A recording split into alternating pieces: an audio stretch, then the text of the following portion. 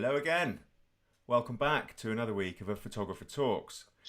This week, my guest loves to sleep inside active volcanoes. So much more so than actually she prefers it to travelling on the underground in Munich at night. She has more climbing shoes than she does normal shoes, and her motto for life is don't dream it, do it.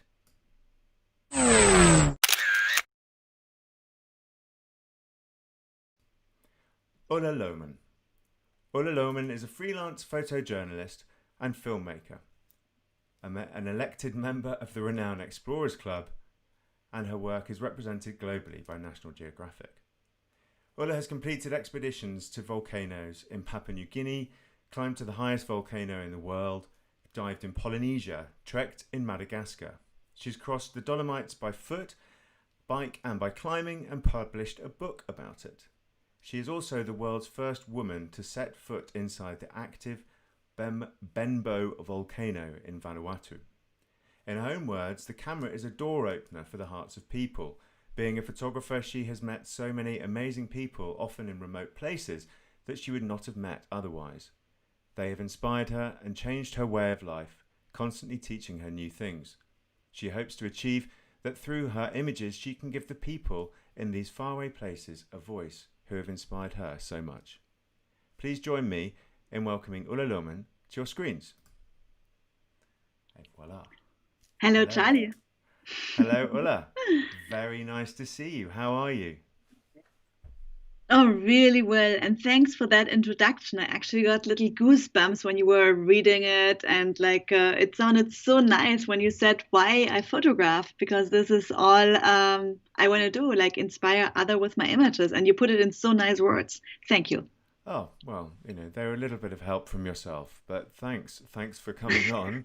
And, thanks for agreeing to talk through some of those inspiring images, because obviously, you look at some of your images and they're more than inspiring. They're astounding. They're amazing. The fact that you state you like to sleep near active volcanoes is something that most people wouldn't even dare think about. So the fact that you've done it and you photographed them in the process is nothing short of astounding.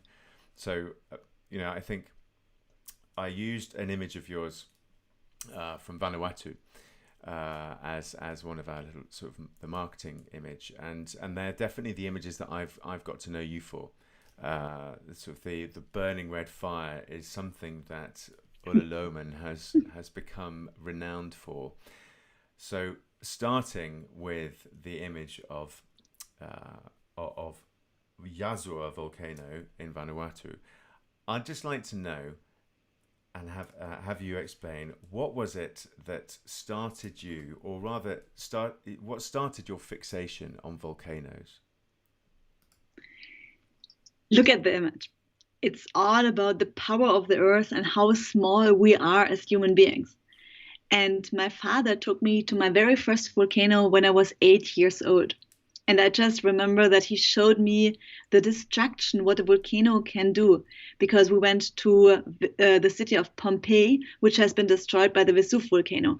And I don't know if you have been there, but there are like people who are frozen in the moment what they were doing by the volcano. I mean, the hot ashes came, frozen is probably not the right word, but they died in the moment. That's a less poetic word, but they died in the moment what they were doing. So there was a woman cradling the child, and somebody was, about to run away, and the power of the volcano to freeze that moment in time was so overwhelming to me that I really wanted to see it in real life. And I wanted to feel how powerful the earth can be. But being 8 years old and being in Italy, it did not necessarily help to realize my dream of seeing boiling red hot lava. So it took me quite a while to actually do that, to travel to a place where I can see the red hot lava. So at 8 years old, you were inspired. But what was it then that took you to pick up a camera and decide to go and start photographing them? Or did the expeditions come before the camera? That's an interesting question. Basically, my curiosity was always there. And this was basically the first step before I picked up a camera, because I was very curious and I only picked up a camera because I wanted to have a closer look at what I was curious in. And I also wanted to, again, freeze this moment in time, which to me, the moments were unique and I wanted to capture them. And but first, more of from a scientific perspective, because you know what helped me to actually travel to my very first volcano? No. I discovered a fossil amphibian. It was, I was a girl, but I didn't know how to do any of the girly things. So, Yeah. was 15 years old, being 15 years old, I had no idea what a kiss is, but I knew what Sclerocephalus hoyseri is. Whoa. Do you know? Okay. No, I Like, cannot. No, I cannot say I do. Come on then. I can't even write that down, but I'm going to try. Um, basically, the translation of it, it's like thick head. Somebody like in Okay. German, you know German, it's like Dickkopf. Yeah. What Yeah. would the English translation of that be? Uh, s- uh, Stubborn? yeah. Stubborn, stupid head. Yeah. So I this was the name of my fossil amphibian, and I discovered it myself. And I picked it up when I was 15, and for 3 years I worked on it because I wanted to know how this fossil has lived 280 million years ago. Wow. And all the Okay. other girls, all the other teenagers in my class, they said, "Oh, you and your stupid head, you are so stubborn. You fit really to that amphibian, but not to us," because I still had no idea about the whole kissing and whatever thingy. So but with this discovery, I managed to win the German scientific competition Jugendforsch. It's like the biggest science competition. And I was number one out of 6,000 people. But Amazing. this didn't, well, but I didn't care too much about it because what was more important to me was the money. And guess what I did with the money? You went to see a volcano. Yes, I Wow.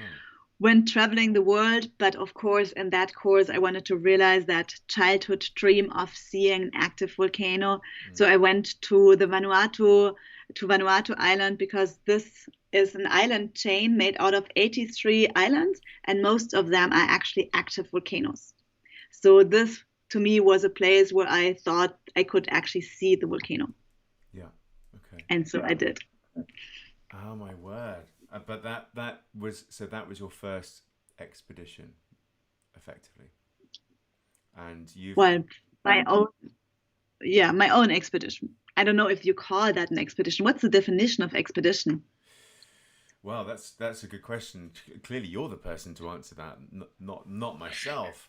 I mean, the way I see it is you had a specific goal in mind and you wanted to go there. So this was effectively your first expedition because you made a plan to go and see something in particular that you wanted to witness. You didn't necessarily need to Mm. record it, but you went there with a purpose. So you made it, really, your earliest one at the age of 16. This is clearly where you sort of found a love of volcanoes. Definitely. And because talking about expedition, because I was on my own expedition, I agree, but I met other people being on a different expedition because they were actually on their way to study the volcanoes in Vanuatu. So I met these people. They were all like with big equipment and a lot of filming equipment and a lot of science gear. And I saw them, and I really knew that they were onto something special. So I did dare to ask, and it turned out they were also on the way to the same volcano as I was. Okay. And guess what I did? You asked to join, clearly. Yes, but I had no idea what I could do to them. So the only thing what came up to me in my mind to offer them what I could do is that I could cook for them. No way. I was a very lousy cook back then. So I think they did not, well, I was with them. They agreed that I can cook for them, but I think they were not very happy with my cooking. And maybe I should have ended up in the cooking pot, but they were nice. I survived. And was it at that point that you picked up a camera to go and start shooting? Yeah, because this was the point I picked it up on a more professional level because I saw that these people who were actually shooting for National Geographic magazine, Yeah. that they were making a living out of what I wanted to do, to travel the world and answer questions about them and talk to others about them and being a bridge between cultures and places. So I thought, wow, this is so cool. So I also want to photograph for National Geographic. This is what I said back then. Nice. Okay, so you've achieved two goals then already in this conversation so far. That's pretty impressive. So the pictures that we've just seen, at what point are these taken in Vanuatu? So how many times have you been to Vanuatu since that occasion? Oh, I wouldn't count. Altogether, they were probably about 2.5 years I spent, if you count all the Okay, all the days and all trips. weeks and months together. Sometimes I stayed 3, 4 months at a time. Sometimes it was only 2, 3 weeks, but altogether many, many, many, many months and over 2 years. The image or the images were taken much later in my career because I actually saw an active volcano, but I was very far away from my active volcano when I first stood on the crater rim. It was 600 meters down below me, and I did not feel this power of the earth at all. Hmm. So all I could do back then, I was just myself, little teenager standing on the rim. All I could do was to dream because I had no idea how to upside and also how to climb back out of the volcano.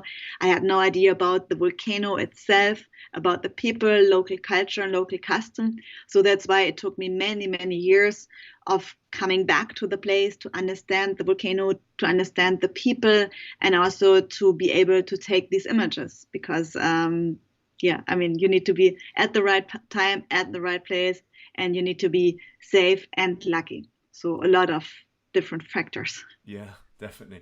So then obviously you started to learn how to climb and do all the rope courses after you had successfully achieved your first expedition, and then you realized what was needed. Okay, Yeah. interesting. So when was the first time that you abseiled down and found yourself inside a volcano? Well, I had several first attempts, but I remember one of them.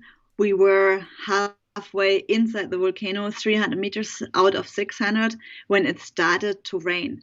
And it was like acid rain. And Oh, because when the volcano, it constantly emits gases, and yeah. when the rain falls through the gas cloud, it becomes acid rain. Hmm. And I don't know, do you know how long a climbing rope withstands with this acid rain? I couldn't possibly. 5 minutes. I don't know either, and I had no You don't idea. I want did to. not You want don't to want to find find out. out. Yeah, exactly. So we were inside the volcano and we had to abandon. And this was very, very hard for me because I, first I approached people, National Geographic, BBC, ZDF in Germany, whatever. And I said, we are going down inside this volcano. We will be the first people on the planet to research this volcano and also to go down. It has never been studied before, and it's one of the most dangerous volcanoes on the earth. It actually emits the most volcanic gases when it's active. So nobody wanted to give us money because everybody thought it's way too dangerous. So we also took our own money. We financed an expedition ourselves, and we had to abandon.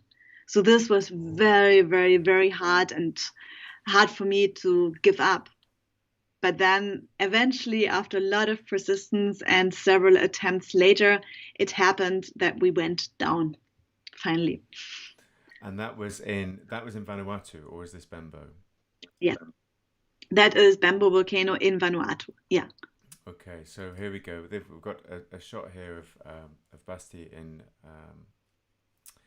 one of them underneath.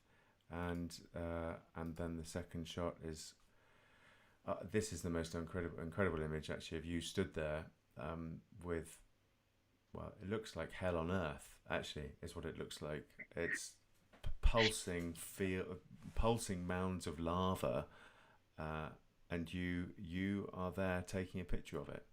I mean, how close to the lava are you physically in this image? To me, actually, you were saying it looks like hell, but I think to me this was heaven on earth, because I was finally where I wanted to be, really close to the lava. So for me, it's heaven. And how we were about, no, carry on. yeah, we were about 50 meters away from the lava fountains, but they were like splashing up to 70 meters high. So I actually stood down and I looked up, and they were still the fountains above me. They all fell down inside the crater back again, lucky, but it's still breathtaking. It's not the right word to describe it. It's too small for a word, but it's just very humbling. Yes. To be there and to look at this power of nature, and to know that if there are a little bit more splashes, you're gone. Wow. And the heat is what? I read in some of your posts and some research that it was around 1100 degrees. Is that correct? So that picture of you stood there in your mammoth gear, I believe, I mean, you can't be withstanding temperatures of that heat. The second image that we have in the heat suit, though, I would imagine you can. So the first shot with you stood in your normal yellow pants and red top. What sort of heat are you playing with there in comparison to the silver suit? Like a normal fire. If you go close to a fire, then the closer you go to the fire, the hotter it is. Mm-hmm. And if you're a bit away from the fire, it doesn't matter that much. But if you put your hand above it, even if it's like 10 meters above, it's still very hot.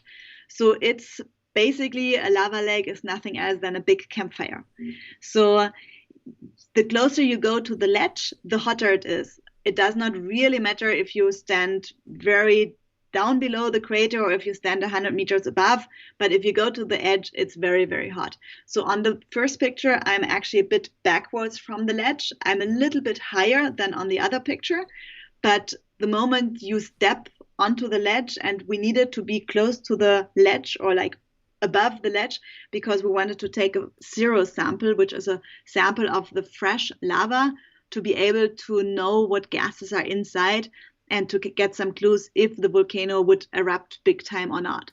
So for taking the sample, Basti, my husband, was actually on a rope, and he had to lean over the crater rim and take the sample. So this is when you are actually above the campfire. This is very, very, very hot. Wow. And the same principle with a campfire, also the heat comes up and then it leaves room for the cold air. So any cold air there is, and the volcano is actually quite high up. It's over 1,000 meters high up. So it is actually quite cold, even in the tropics. So then the hot air goes up, the cold air falls down, and it's actually not too hot when you stand a bit backwards from the crater rim. God, astounding. And so you started doing this not only for your personal love, but to find out scientific data. At what point then, we've talked about how you were interested from a young age at 8, and then you went on your first expedition at 16. But what point did you start wanting to do the scientific element? Ever since I can think of, both of my parents are teachers, and they were both teaching me how to do scientific things. So when I was 8 years old, again, my father did not only take me to Pompeii, but he also gave me a pen and a paper and a scientific notepad. So I had to take observations because I raised a small bird. And then I noted down what I gave the bird, how I taught him to fly. And over 7 years, afterwards, I noted every time when the bird came back, because he was like a free flying. In Latin, it's apus apus. It's a kind of swallow, but not really. I don't know the English name. In German, you say Mauersegler. Latin word is apus apus. So they fly over winter time, they fly to Africa, and in summer they come back. So I was recording the flight times of the birds, and I actually gave these results to a professor at university, and I made the first observations that these birds are actually gay. No joke. Really? Yeah. This went into scientific studies. Because I wrote down, and my bird I raised by hand, so he did not get the right, how you say, he did not know the right Prägung in German, who your mother is, who your father is, and the right sex.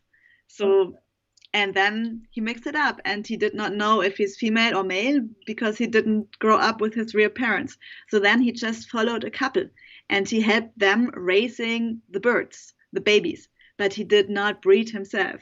So basically, this was going into scientific studies that Ulla Lohmann showed that the birds are gay.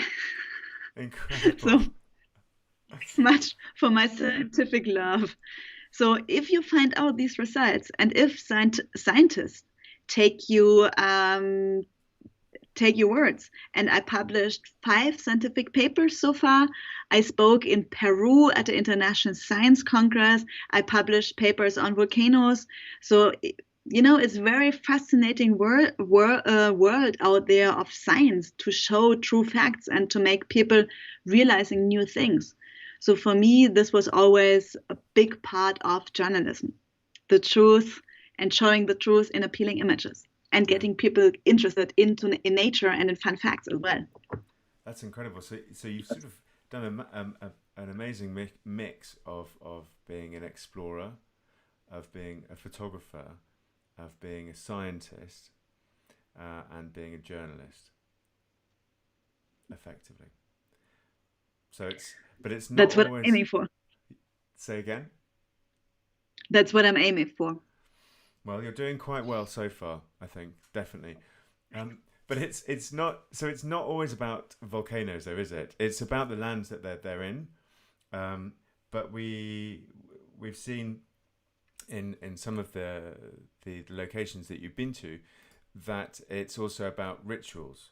So we have on screen now an image of the ritual from Vanuatu of the man jumping from the tower, the wooden tower. Now, you obviously were interested in collecting samples from the volcanoes and working with the scientific side. But what then brought you to the wanting to follow the rituals? Was it a love of people that took you there, or what was the catalyst? Basically, to me, it's very interesting how people explain the world without having our scientific background. I studied natural resource management. I studied science. So my mind goes very much into science mode when I look at a volcano, for example. But these people, they don't have our knowledge. But their world still works. They can talk with the volcano. They can talk with the spirits. They can predict the weather. They can talk to the weather gods. They have a very different way of explaining the world to them. So this is really intriguing to me. And a lot of it is also mixed between close observations, as I did when I was young, and kind of mythology, which comes with the respect for Mother Nature. So this is very, very, very interesting, and also to get information for yourself out of it. So this is why I loved not only looking at the volcanoes, but also getting to know the people who live around active volcanoes or who live in natural environments, who have a different way of seeing the world, like indigenous cultures all around the world. They still have that connection with nature. And this has become very, very important to me because I can learn a lot from them, for my own world, for my own belief system, and for my observations about nature around me. And I mean, the instance of the man jumping off the tower here. What was the story behind this one? It's a ritual which is done once a year on Pentecost Island when the lions have a certain when they are elastic enough to catch a fall, because the tower is up to 30 meters high. It's made out of bamboo, so it's actually really, really shaky. And you are a hero if you jump from the very top. It's said to be a ritual related to yams harvest. It's said to be a ritual related to mythology, but in fact, the more you ask and the more you dig deeper in old anthropological writings and research, the more you actually find out that it's just a ritual to impress the girls. No, really? Yeah. If you want to impress a girl, jump 30 meters high from a tower only with lianas, with very thin ropes tied to your feet, and don't get killed. Oh my word. And this happens once a year or on a more regular basis? Well, it happens throughout a certain period in the year when the veins actually have enough, when they're fresh and when they're elastic enough to catch the fall. Okay. Now it's done. Before it was done every, one village did their jumping, and then the party moved to the next village, and then the next village. Now it's done more often because there were a bit more people, some tourists coming, and it started to be commercialized. Oh. But Vanuatu has a very strong cultural center and a very strong ethical committee, and they actually stopped the activity only for tourism, so they have some regulations on it. So it's actually quite good. They still do it for their own festive activities, but you can also look at it from a tourist point, because both sides, they kind of want to be happy, and it's very spectacular to see. You have the drums coming up, and then you see the young boys. They jump from the lowest platform, which is only about 10 meters. I'm not quite sure if your girl is 6 now, is she? 9, actually. 9. Oh, so my boy is 2. So when he would be 6, he would be initiated for the jumping. I'm not quite sure if I would let him jump from the 10 meters. Not quite sure, because the fall is done on the ground. They kind of jump and they fall on a slope like this. So they kind of hit a bit the slope and they are being bounced back up. But I mean, imagine from a 30-meter fall, it's like a form of bungee jumping, but of course not as elastic ropes, and you still touch the ground. So you need a lot of skills to go with it. And then you hear the drums going more and more and more, and then the people stand there, hands up, and then they jump. And when they jump, the platform, it cracks. It makes a horrible sound, a little bit like, I don't know, if your neck would break. And everybody's like, and then they are relieved when the people come back up, and of course they cheer when they have done their jump. But the noise is really horrible. And you can jump every platform. You can jump only once, because then it breaks. Crikey, that sounds pretty scary. Impressive, though. I mean, how many times have you witnessed this? Oh, several times in several different villages. But I have to say, it never, ever gets boring, because it's always, when you're there, even if I'm photographing the crowd or the people, you still look up for the jump, because it's, every person who stands up there, you can see that they're very nervous and they sweat and they take this part of concentration. Yeah. And I mean, they can potentially die, because they have to choose their own vein. So if they choose a wrong liana and, a couple centimeters, if it scratches too much, that means that you're dead. And they also have to carefully choose the person who ties their ropes around the feet, because if they don't tie it properly, that's it. Okay. So it's a very, very thrilling. That's pretty thrilling. I mean, you've seen a number of other rituals. One of involving flame and walking, looks like sort of dressed up as a massive bird. Again in Papua New Guinea, correct? And Yes. then, the other image that I'm putting on screen now is of a very impressively made up man with a blue beard and a yellow face and lots of feathers. Um, Stunning. You know, where these two occasions are these are all in Papua New Guinea as well. Um, Yeah. Similar sort of tribes, different The tribes, same. Very different. Like I actually studied natural resource management in Australia because I wanted to be close to the South Pacific, to Vanuatu, to Papua New Guinea, to the Solomon Islands, to the Marquesas, because all these places, they are very fascinating to me because this is a lot of it is still very remote and unknown rituals. And in Papua New Guinea alone, there are over 800 tribes. 25% of all world's languages are at home in Papua New Guinea. And as many different rituals, they have as many different languages, all of them have different rituals. And still, a lot of them are very unknown. So the one with a painted face, it's taken on a Sing Sing. This is like the big tribal gatherings. They happen all across the country, and they are with different tribes. So you never really know what tribe you'll find, where you'll find, but they're all very, very, very impressive because the people dance together and then the ground shakes a bit when a volcano erupts, but they just stamp on the ground. And it's a very big, colorful party. The other image is from a tribe which lives close to a volcano, to the Tababur volcano, Mhm. and it's called the fire dance. And people actually walk through the fire, they dance through the fire, they jump through the fire, and they really are burning. They catch fire themselves. It's crazy. I have no idea how they do it, and also not really why they do it.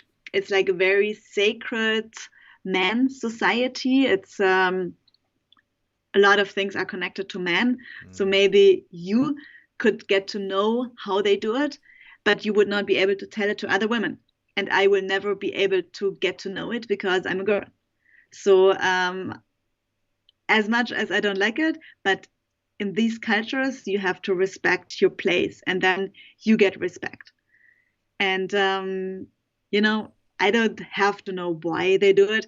I can just enjoy that they're doing it and enjoy the ancient ritual there is behind, because Mhm. this is definitely something you feel when you hear them singing, when you hear the sounds building up, the singing becomes more dramatic, the drums take up on speed, and then you have the person, they just start to walk and then they jump in the fire and they have big, big, big burning piles of wood, and they jump on these burning piles of wood and then they catch fire themselves, and then they run off again into the dark night, and their flames extinguish. It's crazy. And you're shooting this the whole time, capturing every single moment.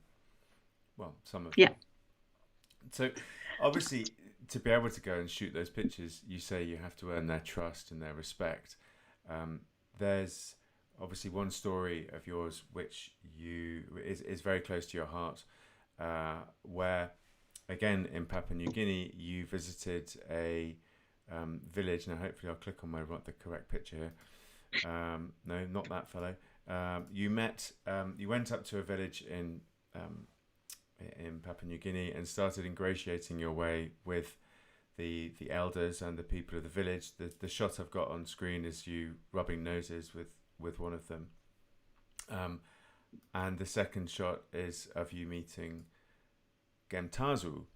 Now, this is a particularly strong story, as I mentioned, because this gentleman and his village has a very strong ritual, which must have been very difficult for you to, well, understand, accept, but also be trusted enough to be close enough to. So that before I put the image up, because it's a pretty strong one, Would you like to just talk us through a little bit about Gemtazu and how you came about this? I basically went to Papua New Guinea because I heard that the volcano would erupt. And I photographed the eruption. Again, always the volcanoes are usually the hook, and then I discover a lot more. Yeah. Because then the volcano eruption ceased, and I did hear from other people that they said, oh, there is a village, they smoke their dead. Do you know what that means? How do you smoke your dead? Like roll them up in cigarette or put them in a pipe and smoke like this? I had no idea, but I wanted to find out. So I left to find this tribe, but I couldn't find it. It took me 3 years to find that tribe. Lucky I was studying in Australia, so the journey was not too expensive and not too far, but I took all my holidays to travel to Papua New Guinea to find this tribe. And after 3 years, I finally found them. Very remote, up in the highlands. And I met Gemtazu, the tribal leader, and I said, I want to see, how do you smoke your dead? And you know what he said? No, go home. Oh, really? Yes. So they weren't willing. After the 3 years of trying to get there, they were not interested in you being there. No. Okay. And I have to say, it took me a week journey to the place and then another 3 hours of hike through the bush to go there. So I hiked back 3 hours. I had like a little missionary station sort of. And then the next day I hiked back and back and back and back. So it took me almost a week to get their trust. And by going there every day and explaining who I was, why I wanted to take the photographs, why I wanted to know about their ritual, then they eventually understood why I wanted to do it. Because the reason was very personal. I wanted to find out about death because my own father died when I was 15. So this was the connection with the tribe. So then they understood. And finally, Gemtazu showed me their secret. They mummify their ancestors. They smoke them like ham on top of a wood fire, and they dry them for 3 months inside a hut. And then they put them on rock ledges because like this, the spirit has a home. Because to this tribe, they believe that the spirits are free. And at night, the spirits can go back to their old home. And like this, they stay around the village and they can protect the living. So the living can always look up to the dead on the rock ledge and they can communicate with them and they feel protected. So I was very, very honored when I was allowed to actually go there. And also when Gemtazu allowed me that I could spend my first night up there, because at night the spirits come. And, you know, I'm a scientist. So, you know, things about spirits coming back at night is like, yeah, well. So I went up there by myself at night. I wanted to take pictures in the night. And I just stood there. And I actually really felt that there was so much more. There's so much more we cannot explain in our worlds. We're too small for all these thoughts. And we just have to accept that there is more. And it was not frightening. It was actually very, very nice. I felt protected. And I never forget that moment. So then at which point, I'll put the image up on screen now. So at which point did this start to happen? So you'd been there for the night. Was this now ongoing? And how, you know, going in there to take a photograph of this is quite something, really.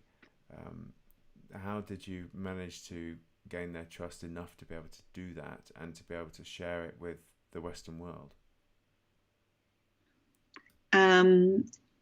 Gemtazu gave me so much by allowing me to look at their culture that I stayed 10 years with them. I always went to visit Gemtazu, to visit my Papuan family. They adopted me. And I also, you know, I did eco tours to go there, so they could also have some sort of income by me going there all the time. I had some scientific projects with them, so they also made a small income with the science I did, and I brought in some scientists from the States to look at the mummification. So for 10 years, I went there at least once, most of the years twice a year. And I stayed in touch with Gemtasu, and he got older and older, and I followed the tribe from the Stone Age culture into the modern world. Because when I first got there, they literally had no tools from the modern days. They were still eating with their fingers. They had plates out of banana leaves, and they were cooking in the ground. They had very few pots. And it changed over the years. And the biggest change was the mobile phone. It came in 2009, and it completely changed their world. So all of a sudden, the modern world came in.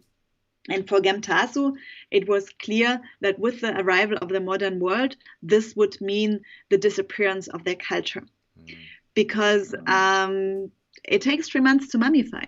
And the young people, they were working in coffee making, in coffee plantations. They made money. They had a loan to buy a car.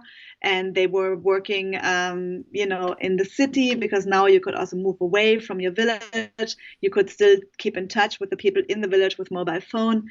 And the whole way of living changed. So for Gemtasu, he decided that the culture will disappear, and that he still wants to go down the old way of culture, because he wanted to protect his loved ones. And there was actually a really sad coincidence when Gemtasu's granddaughter died. And Gemtasu said this only happened because they have neglected the old traditions. So Gemtasu was convinced by him being mummified after his death, he would protect his family. And he knew that this would be probably one of the last mummifications. So he did ask me to record the culture. He did ask me to photograph the process. And, well, I said yes, because he is my adoptive father and it was very important to him. And also I wanted to take those pictures. But then it actually happened.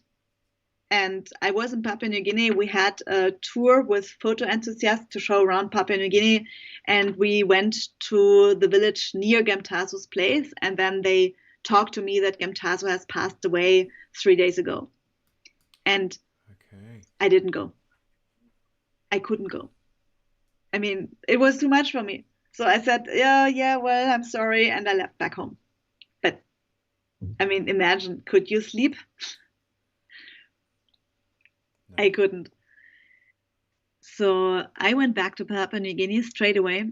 I think I had about 5 days without sleep. And then I said, okay, no, I don't do that. I promised. And I went. I still remember the moment I entered the hut. I looked into the fire. I looked on the ground.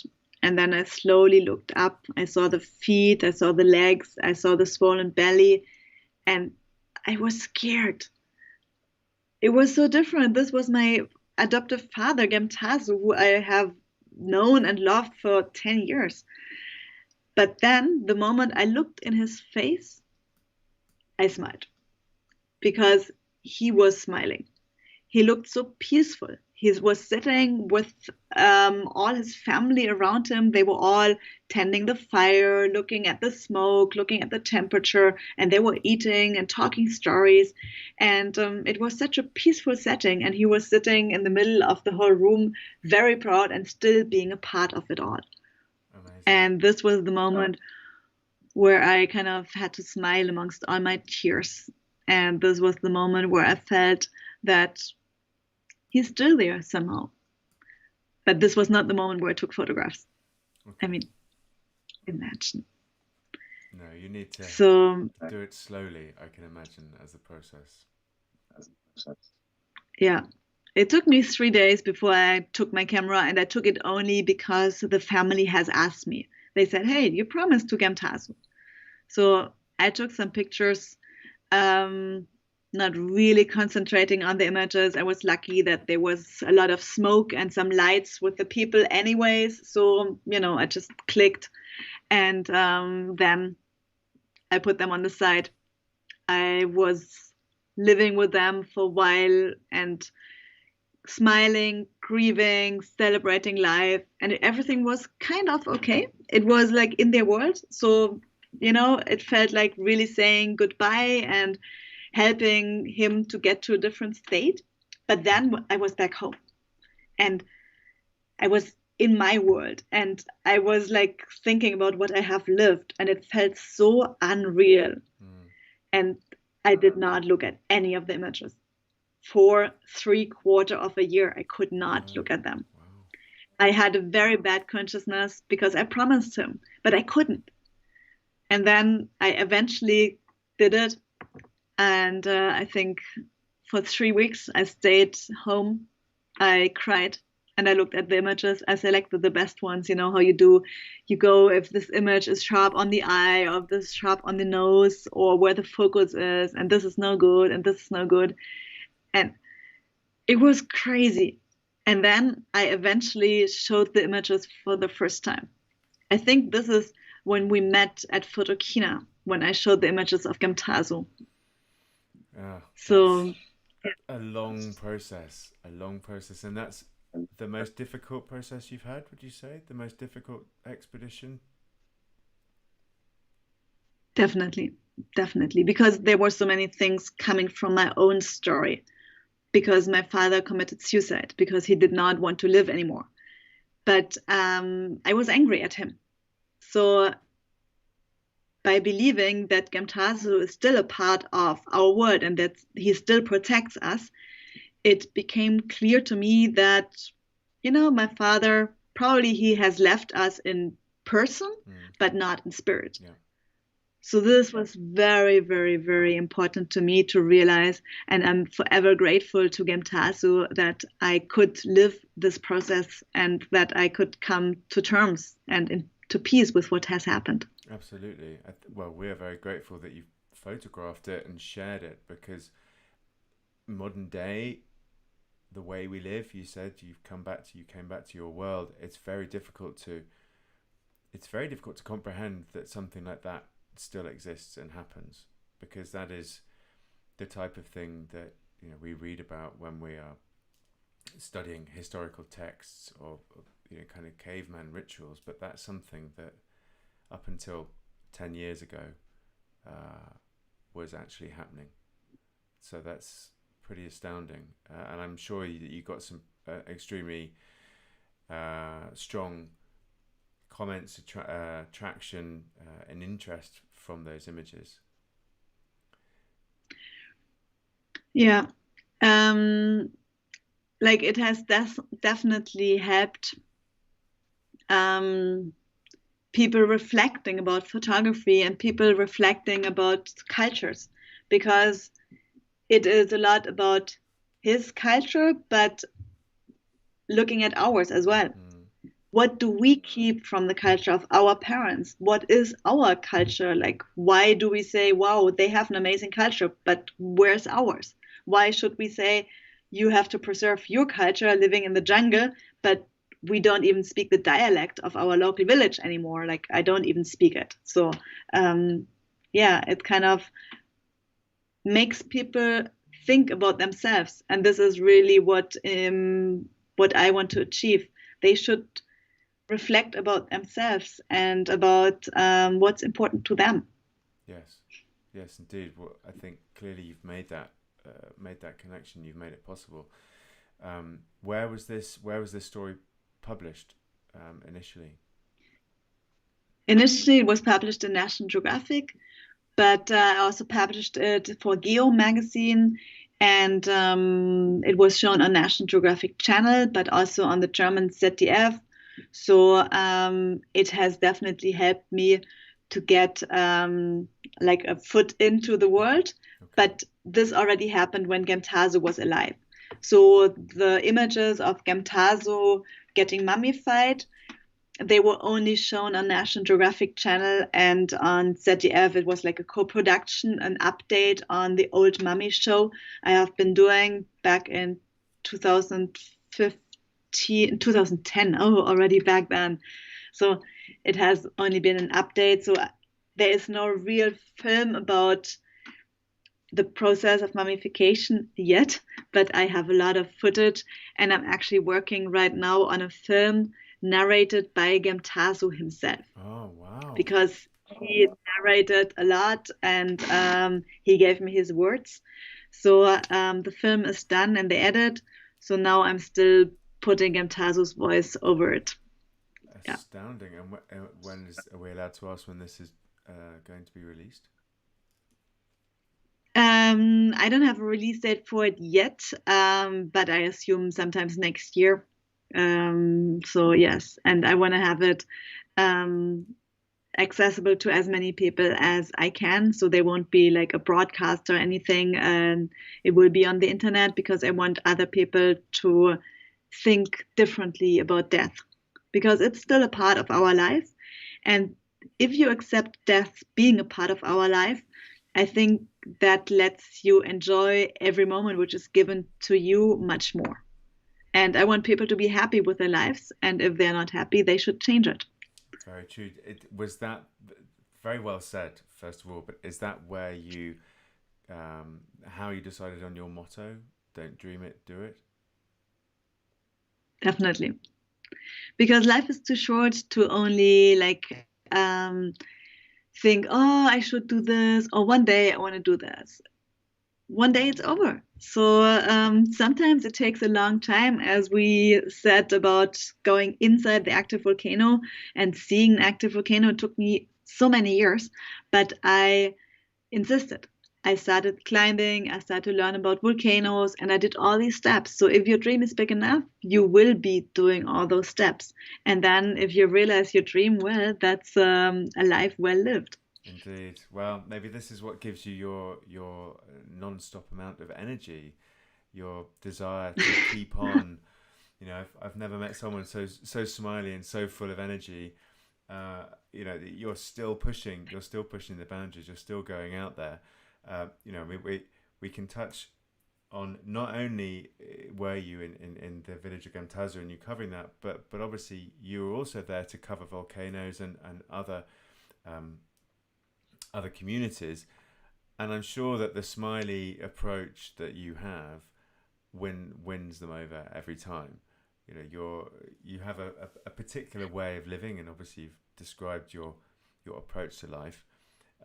How long do you think you'll continue doing this? How long do you think you'll continue visiting volcanoes and villages? Are you intending to be an explorer forever? I think it's all up here. And yes, I think I will be one forever. And talking about now, the next volcanoes, you know, now with the travel restrictions at the moment, I can't travel to the South Pacific. I can't travel to see my friends. It's actually the first year since I'm 18 that I don't go to the South Pacific to see my friends and the volcanoes. But, you know, I go to Italy hopefully next week to see the Etna and the Stromboli volcano, because I still need my volcano fixes. It's like a drug. So there are a lot of areas wherever you go. So I think there will be different types of adventures. Now we have a baby, like a 2-year-old son. It's not a baby anymore. His name is Manuk. He's named after an active volcano. And he has been to 2 active erupting volcanoes already. So he is bomb proof. He has been to 43 countries. He's like this nomad kid. I just take him on the back and he follows. So life has not changed, because I'm still exploring and we're still doing things. And even if it's as a family, it still works. At the moment, we have a project to climb the highest mountain of each European country. Okay. It's a project called 47 Summits. Fantastic. And we came up with it because we actually also are environmentally concerned. So we don't want to leave too much of a footprint by traveling all the time to the South Pacific. I mean, we do set up of our footprint, but it's just a drop on the hot stone. So we actually wanted to inspire others to discover more what's around them. So we concentrate on Europe, and to climb the highest mountain of each European country.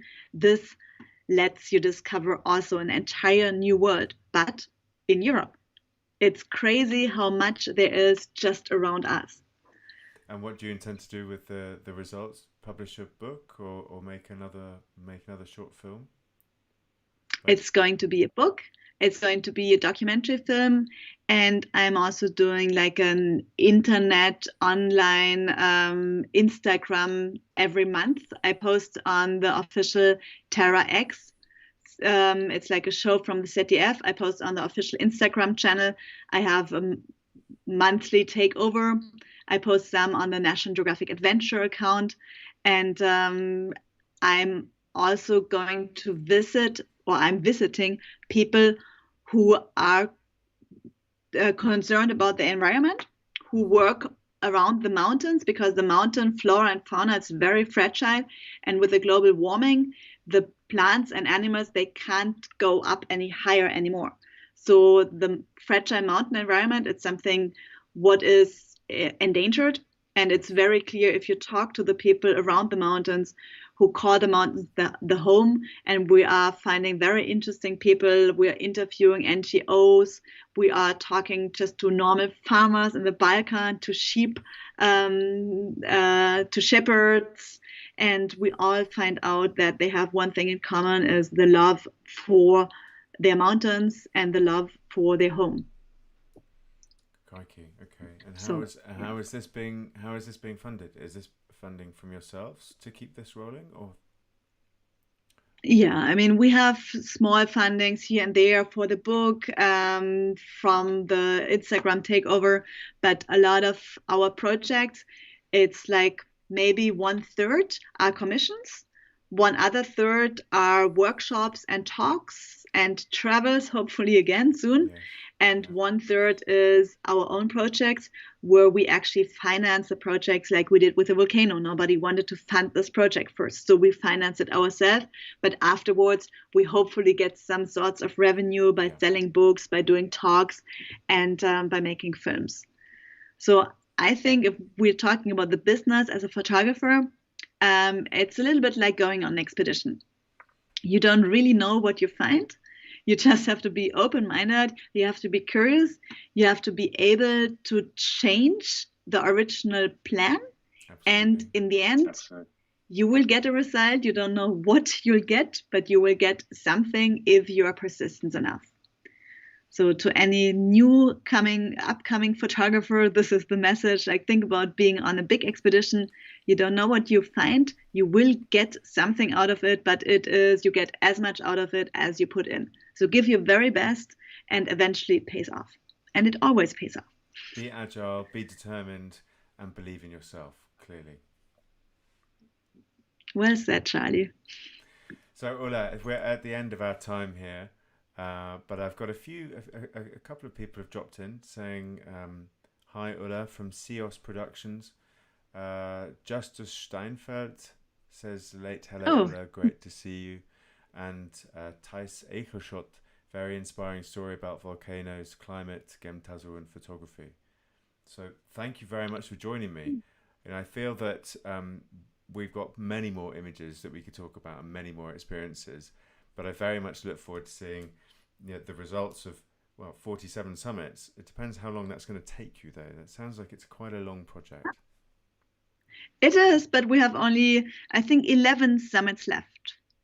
Oh, we just came back from Slovenia and Slovakia, so we don't have that many left. The book is coming out next winter, so we have to be finished by next summer season. Okay, right. Great. Well, this is very exciting. I look forward to adding it to my shelf with Abenteuer Dolomiten. Sorry, we didn't manage to talk about that this time. Maybe we can make a second date. If you wish, I would love to, because it's a great pleasure talking to you. I love your questions. Thanks for your great preparation as well, and for this amazing hour with You're great. I just love the way you are and how you're curious about other people. So thanks for that. Thank you. Well, thanks very much for honouring me with your presence. It's been brilliant. Really, really fantastic. It's really nice to see you, and I hope, really do hope that I can get to Munich soon, because it would be fantastic to see you. Someone just dropped in, says Dennis Rodler, damn too late, missed it. Well, Dennis, you can go and watch the stream afterwards. Just give it a few minutes for it to load up, and then you can see it all back. So thanks very much, Ulla. Take great care. Say hi to Basti, hi to Manuk, and look after yourself. Hopefully, you'll be able to get on a plane to some of those southernmost tips at some point in the future. But for now, thanks very much. Stay there, and I'll say a little goodbye to everybody.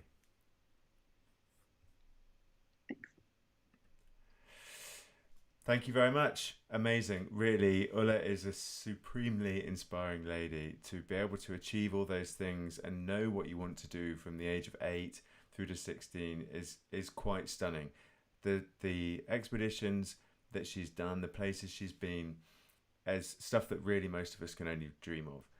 So do go and check out her Instagram account. Do go check out her books and her website. She is definitely something that we can all wish to aspire to be. But for now, take care. Thanks very much for tuning in, and do join us again next time.